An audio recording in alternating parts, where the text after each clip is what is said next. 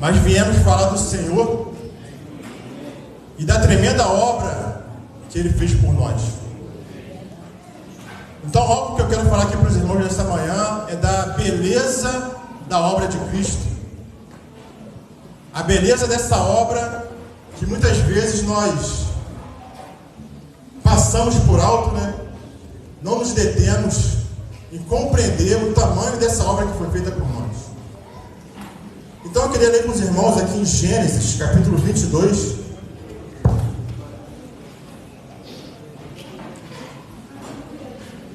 Uma passagem conhecida dos irmãos, quando Deus pede para Abraão entregar seu filho Isaque em sacrifício. Então no capítulo 22 de Gênesis diz assim: depois dessas coisas, pôs Deus Abraão à prova, ele disse: Abraão. Esse lhe respondeu: eis-me aqui. Acrescentou Deus: toma teu filho, teu único filho Isaque, a quem amas, e vai-te à terra de Moriá, oferece-o ali em holocausto, sobre um dos montes que eu mostrarei. Levantou-se, pois, Abraão de madrugada, e tendo preparado seu jumento, tomou consigo 2 de seus servos, e a Isaque seu filho, rachou lenha para o holocausto, e foi para o lugar que Deus lhe havia indicado. Ao terceiro dia, erguendo Abraão os olhos, viu o lugar de longe. Então disse aos seus servos: esperai aqui com o jumento. Eu e o rapaz iremos até lá, e havendo adorado, voltaremos para junto de vós. Tomou Abraão a lenha do holocausto e colocou sobre Isaque seu filho. Ele, porém, levava nas mãos o fogo e o cutelo. Assim caminhavam ambos juntos. Quando Isaque disse a Abraão, seu pai: meu pai, respondeu Abraão, eis-me aqui, meu filho. Perguntou-lhe Isaque: eis o fogo e a lenha, mas onde está o cordeiro para o holocausto? Respondeu Abraão: Deus proverá para si, meu filho, o cordeiro para o holocausto. E seguiram ambos juntos. Chegaram ao lugar que Deus lhe havia designado. Ali edificou Abraão um altar, sobre ele dispôs a lenha, amarrou Isaque seu filho e o deitou no altar em cima da lenha. Estendendo a mão, tomou o cutelo para imolar o filho. Mas do céu lhe bradou o anjo do Senhor: Abraão, Abraão. Ele respondeu: eis-me aqui. Então lhe disse: não estendas a mão sobre o rapaz, e nada lhe faças, pois agora sei que temes a Deus, porquanto não me negaste teu filho, o teu único filho. Tendo Abraão erguido os olhos, viu atrás de si um cordeiro, preso pelos chifres entre os arbustos. Tomou Abraão um carneiro e o ofereceu em holocausto, em lugar de seu filho. Essa história aqui é uma linda história, né, irmãos? Que os irmãos conhecem. E eu queria destacar alguns pontos para o nosso ensino e para que nós possamos contemplar, irmãos, a obra que é feita pelo Senhor por nós. Nós vimos primeiramente aqui que Deus pede a Abraão que entregue o seu filho em holocausto. E aqui nessa passagem, Abraão já tem uma caminhada com o Senhor. Abraão é alguém que já foi experimentado pelo Senhor. Então, quando o Senhor pede o seu filho, nós lemos aqui no versículo 3 que Abraão não hesitou. Abraão não ficou em dúvida, mas fala aqui que ele levantou-se, pôs Abraão de madrugada, e tendo preparado seu jumento, tomou consigo 2 dos seus servos e a Isaque seu filho. Então Abraão, ele não questiona o Senhor. Qualquer um de nós iremos nos colocar em dúvida se o Senhor pede o nosso filho em holocausto. Mas Abraão aqui já tinha atingido uma maturidade, irmãos, que é uma maturidade que o Senhor quer que nós também atinjamos. Uma maturidade de confiar plenamente em Deus, confiar plenamente no Senhor. Porque em ocasiões passadas, em outras situações, como lá em Sodoma e Gomorra, quando Deus iria destruir aquela cidade. E Deus sabia que iria existir um justo Ló. Mas Abraão pede ao Senhor, Abraão roga ao Senhor por Ló. Mas aqui nesse momento, Abraão não fala nada, irmãos. Abraão simplesmente obedece ao Senhor, porque ele conhecia quem era o seu Deus. Abraão já tinha uma caminhada com o Senhor. E o Senhor quer que nós contemplemos, irmãos, a sua obra. O Senhor quer que nós contemplemos o que Ele fez por nós, para que na nossa caminhada nessa terra, olhando para o Senhor, nós nunca tenhamos dúvida em nosso coração daquilo que o Senhor nos pede.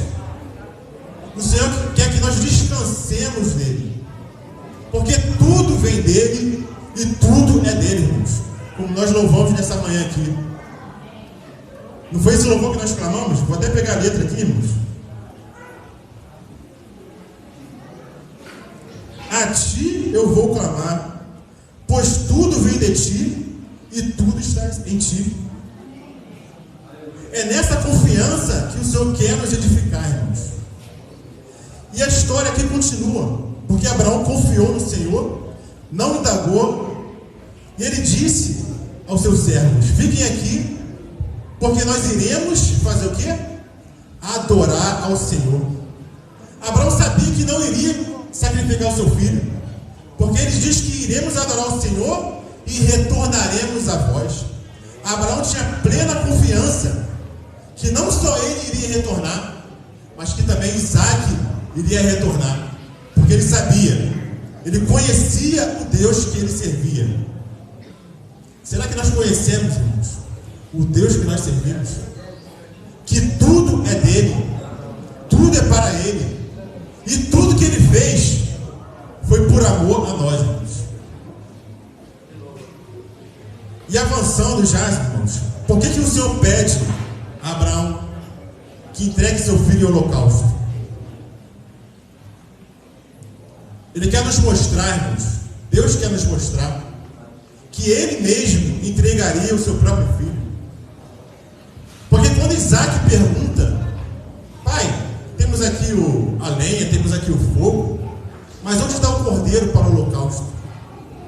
E Abraão, mais uma vez, conhecendo o seu Deus, conhecendo o Deus que ele caminhava, desde quando o Senhor chamou ele para sair da terra da parentela dele, nessa caminhada ele conhecia o Senhor. E que ele responde para Isaac: irmãos, não se preocupe, Isaac, eu não estou preocupado, porque eu sei que Deus proverá o cordeiro para si.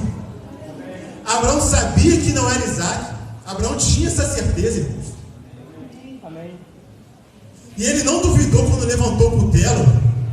Até aquele momento ele confiava em Deus, que Deus iria prover o cordeiro para si. É Deus que proveu o cordeiro, irmãos, para si mesmo. Por quê? Porque havia um problema. E aí eu já queria avançar um pouquinho mais com os irmãos. Eu queria ir lá em 2 Coríntios, capítulo 5. 2 Coríntios, capítulo 5.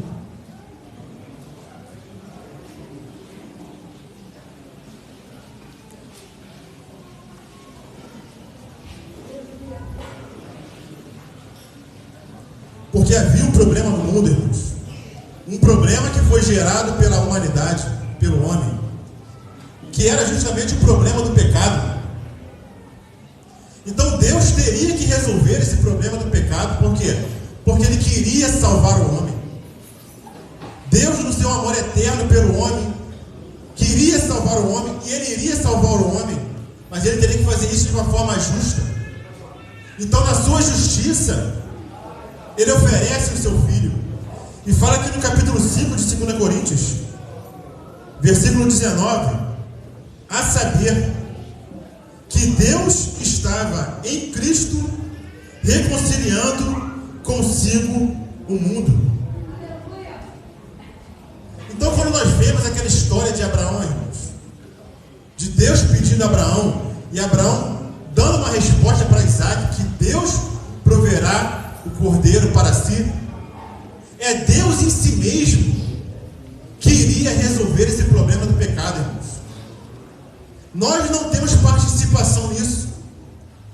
Abraão não teve participação nisso. Isaac também não teve participação nisso, irmãos. Porque Deus proverá o cordeiro para si. E Ele proveu o cordeiro para si há 2000 anos atrás, irmãos. Naquela cruz do Calvário, onde Deus, Filho que se fez homem, foi entregue por nós no madeiro, irmãos.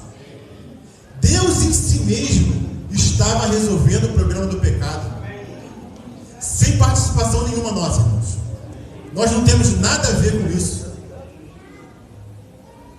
E se temos alguma participação, irmãos, nessa obra, a nossa participação é negativa. Porque a única contribuição que nós damos e que nós temos e que o homem deu foi a contribuição do pecado. A única contribuição que o homem pôde dar, irmãos, foi o pecado. E Deus chamou o seu filho. O seu filho respondeu ao chamado do Pai, se tornou homem, se humilhou, caminhou até aquela cruz, irmãos. Então é Deus em si mesmo resolvendo o problema que nós criamos. E nós vemos esse imenso amor do Pai por nós, irmãos. Porque fala aqui em 2 Coríntios que Deus estava em Cristo, reconciliando consigo mesmo o mundo. Então o Senhor se fez homem aqui nessa terra, porque Deus proverá o cordeiro para si. E Ele proveu que era o seu próprio filho. Não era Isaac, irmãos. Era o seu próprio filho que se tornou homem. E o Senhor nessa caminhada aqui na terra, padecendo, irmãos, Ele chegou até o final e Ele orou ao Senhor.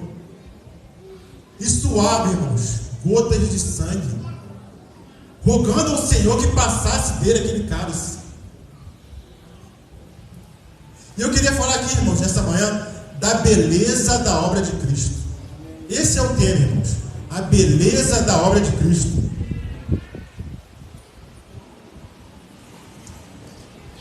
Então, se nós podemos pensar em algo nessa manhã, irmãos, não é em nós mesmos, não é nos nossos problemas, não é naquilo que eu tenho que resolver amanhã. Mas se eu pudesse levar o pensamento dos irmãos a meditar, irmãos, é meditar na beleza dessa obra, irmãos. Pensem no Senhor naquele momento de angústia, rogando ao Pai que, se pudesse, passasse dele aquele cálice. Não é que o Senhor estivesse com medo, irmãos. O Senhor não estava temendo entregar a sua própria vida, porque aquilo já foi um concerto que foi feito antes que houvesse mundo. O Senhor sabia que Ele iria padecer, mas Ele suava gotas de sangue clamando ao Pai. Por quê, irmãos?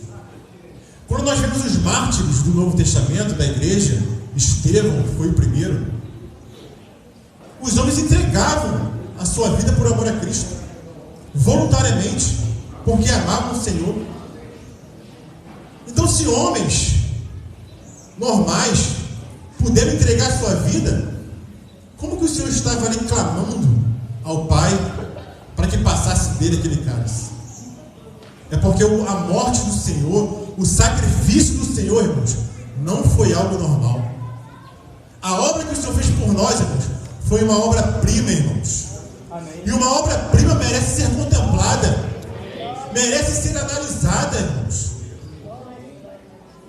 As pessoas vão ao museu hoje em dia, né? E hoje em dia as obras que os homens fazem são horríveis.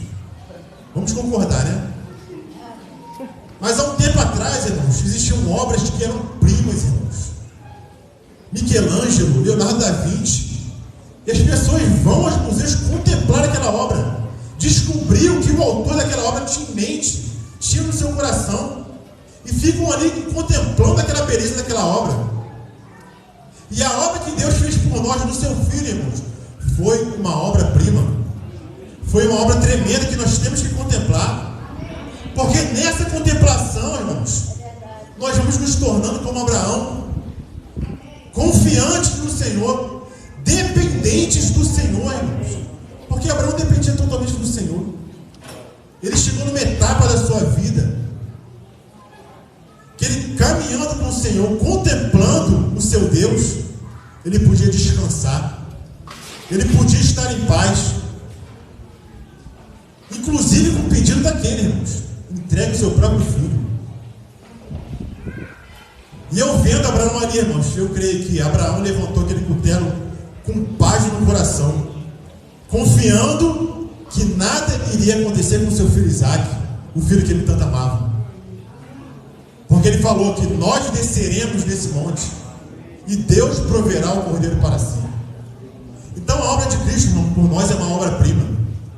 E por que o Senhor ali orava e suava gotas de sangue? Porque a morte dele não foi uma morte comum, não foi uma morte normal de qualquer homem. Nós morremos como fruto do pecado, porque o salário do pecado é a morte. Então é algo que nós merecemos, irmãos. Mas o Senhor não merecia essa morte. Ele viveu uma vida justa, perfeita nessa terra. E não é só por isso que o Senhor estava ali clamando, mas principalmente, irmãos, porque todos os pecados da humanidade, irmãos, iriam ser colocados sobre ele naquele madeiro. Nós não conseguimos tocar nessa realidade, irmãos. Então nós temos que contemplar diariamente. E o Senhor nos chama, irmãos, cada vez que nos reunimos, para que nós façamos de memória, irmãos. E não é só lembrar. Quando o Senhor fala para fazer memória, irmãos, é para você parar, irmãos, colocar sua mente naquilo que foi feito, pensar em tudo que foi colocado sobre o Senhor. Imagina o pecado de toda a humanidade, do passado, do presente, do futuro, colocado sobre um único homem, irmãos. Imagina o fardo pesado. Isso tem que constranger o nosso coração, irmãos. Isso deve nos transformar. Isso tem que nos tirar da nossa pequenez, de pensar nos nossos problemas, de pensar nas nossas demandas, de pensar nas nossas vontades, nos nossos sonhos, porque uma obra-prima, irmãos, foi feita por nós naquela cruz. E não pense que foi o homem que crucificou o nosso Senhor. Vamos lá, Atos dos Apóstolos. Vai avançar mais um pouquinho, porque não tem muito tempo, né? Lá em Atos capítulo 2,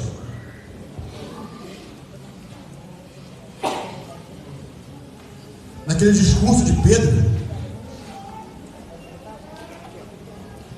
Atos capítulo 2, versículo 23,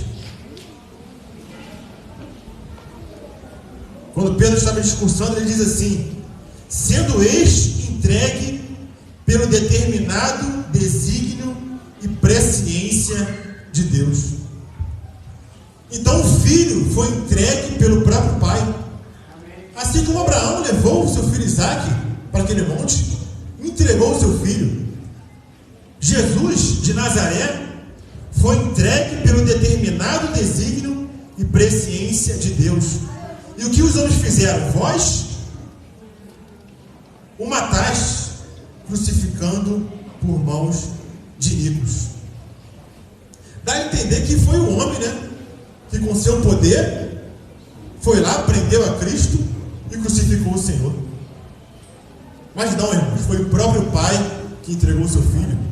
Porque quando aqueles soldados foram prender a Jesus, e quando Jesus profere aquelas palavras, eu sou, porque eles procuravam o Senhor, quando o Senhor fala, eu sou, aqueles soldados caíram para trás. Então quem é que teria poder para poder prender o nosso Senhor? Que homem teria esse poder se o próprio Pai não o entregasse? Então foi o Pai que entregou o seu próprio Filho. E lá em João capítulo 10, o Senhor fala assim, no versículo 18: ninguém atira de mim, falando da sua própria vida, né? Pelo contrário, eu espontaneamente a dou. Tenho autoridade para entregar e também para reavê-la. Esse mandato recebi de meu Pai. Então é o próprio Senhor que entrega a sua vida como sacrifício perfeito por nós. Amém. E quem é que crucifica o Filho? É o Pai.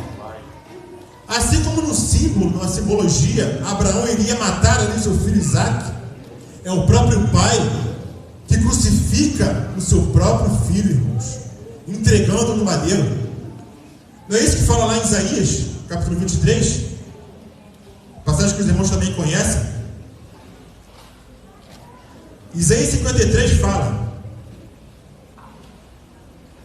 versículo 10: Todavia ao Senhor agradou moê-lo, fazendo-o enfermar, quando der ele a sua alma por oferta pelo pecado. Então ali o nosso pecado, irmãos, colocado sobre Cristo na cruz, a única coisa que o Pai via naquele momento, sabe o que era, irmãos? O que Deus via ali na cruz? Parece que o nosso pecado tampou a visão do Pai para o seu Filho. E ali naquele momento, o Pai só via pecado. E como o Pai é justo, ele deveria exercer a sua justiça sobre o pecado. Então ali a face do Pai foi afastada do Filho. E o Pai sacrificou o seu Filho por amor a nós. Nós podemos contemplar essa obra dessa manhã, irmãos. Aleluia. Nem que seja um pouquinho só. Nós podemos ver a beleza da obra, que é Deus em si mesmo resolvendo um problema que o homem trouxe ao mundo. Amém. Um problema que o homem não poderia resolver.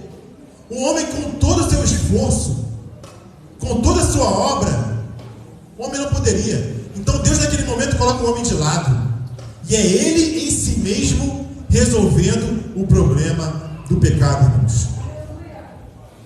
Essa é uma obra maravilhosa, irmãos.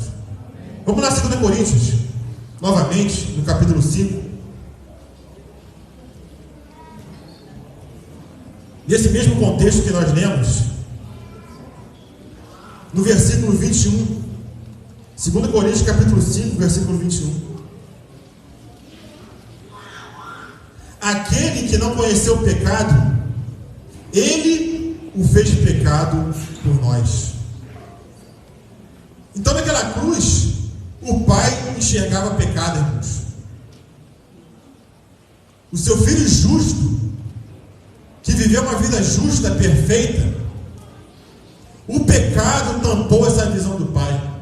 E o Pai teve que julgar o pecado na vida do seu Filho, porque era o único que poderia levar isso. Era o único que com seu sacrifício iria agradar o Pai. Então, irmãos, aquele que não conheceu o pecado, ele o fez pecado por nós. Para quê, irmãos? Para que nele fôssemos feitos justiça de Deus.